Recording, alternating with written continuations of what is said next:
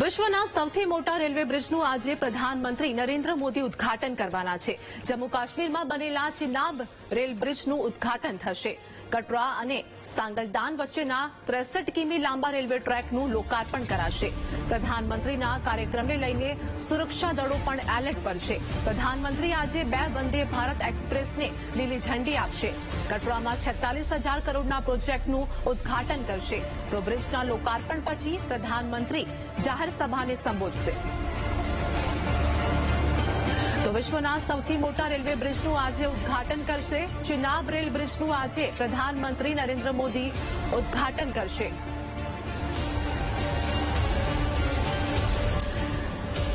તો ચિનાબ બ્રિજની વિશેષતા અંગે વાત કરીએ કે 30,000 મેટ્રિક ટન સ્ટીલનો ઉપયોગ કરવામાં આવ્યો છે.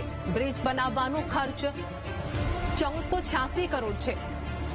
જેમાં ચિનાબ બ્રિજની વિશેષતા અંગે વાત કરીએ કે બ્રિજની ઊંચાઈ 1178 ફૂટ 359 મીટર છે.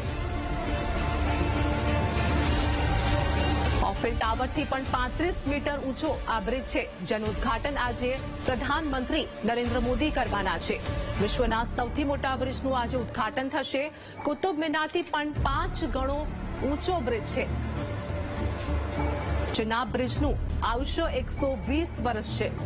એટલે કે ચિનાબ બ્રિજની વિશેષતા અંગે વાત કરીએ કે વિશ્વનું સૌથી મોટો બ્રિજ 266 કિમી પ્રતિ કલાકની ઝડપી સુપર સાયક્લોનથી સુરક્ષિત રહેશે.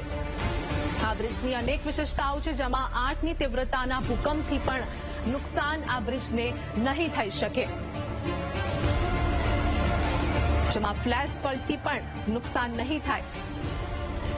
વિશ્વના સૌથી મોટા બ્રિજનું આજે પ્રધાનમંત્રી નરેન્દ્ર મોદી ઉદ્ઘાટન કરશે.